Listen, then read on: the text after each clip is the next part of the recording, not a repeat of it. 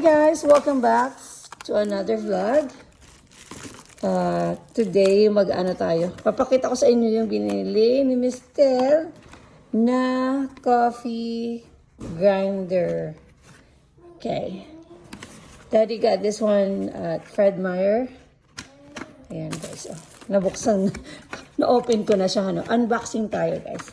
So, ganito yung itsura niya. And this is the brand, Crops. Is that how you read it? Crops? So, kasi nasira yung coffee grinder ni Daddy kaninang umaga. So, kaya nagkakarating lang yun. Nagpunta siya ng Fred Meyer. So, sabi ko, punta ka dun. So, anyway, open natin. Okay, what's this one? I think this is just a cover. Basically, this is included sa sa grinder.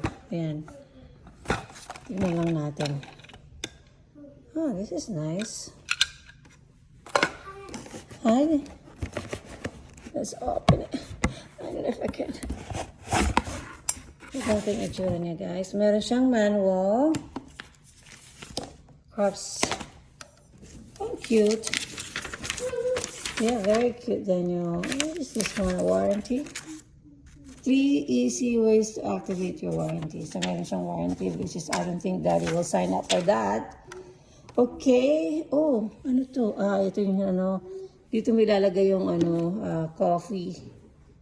Coffee bean. Yung very nice. Simple lang siya. Kasi yan. I think ipopost nyo lang ito. So, yep. Ano pa mga included dito? Wala na. Yan lang guys. Basta ito na included niya. Ayan I'm not sure how much is this one. I forgot to ask Daddy. But anyway, so this is Daddy's new coffee grinder from Crops. Alright, thank you guys for watching. Bye!